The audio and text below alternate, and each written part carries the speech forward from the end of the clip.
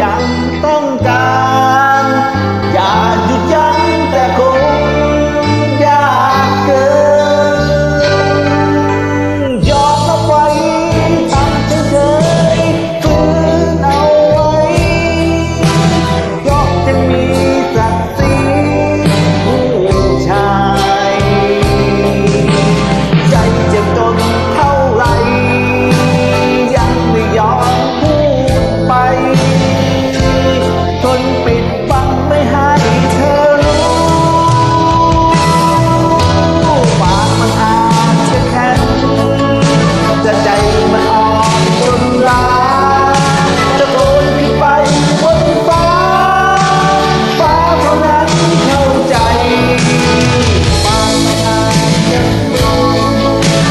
ใจเอาไว้จะทนได้นานแค่ไหนทนเจ็บจนสุดท้ายเสียเธอ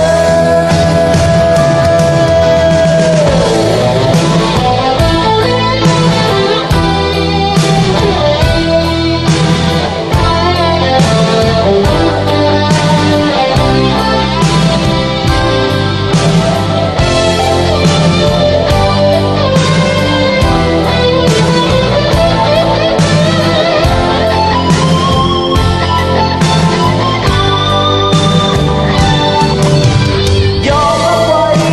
ทำเฉยๆฝืนเอาไว้เพราะยังมีศักดิ์ศรีผู้ชายใจยังทนเท่าไรยังไม่ยอมพูดไปบังไม่ให้เธอรู้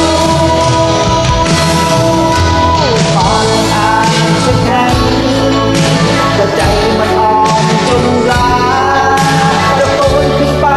บนฟ้าฟ้าเท่านั้นเข้าใจปากมันอาจจะฝืนใจตัวเองเอาไว้จะทนได้นานแค่ไหน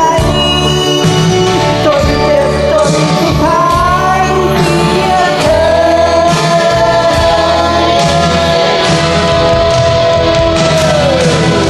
ปากมันอาจจะแข็งแต่ใจมันอ่อนจนล้าจะโดนขึ้นไปบนฟ้า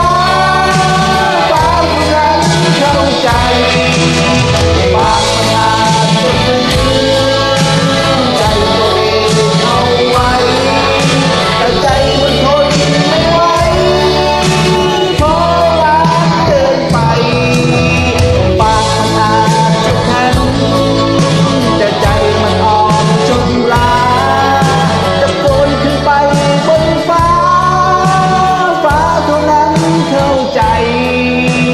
ปากมันอาจจะฝืนใจตัวเองเอาไว้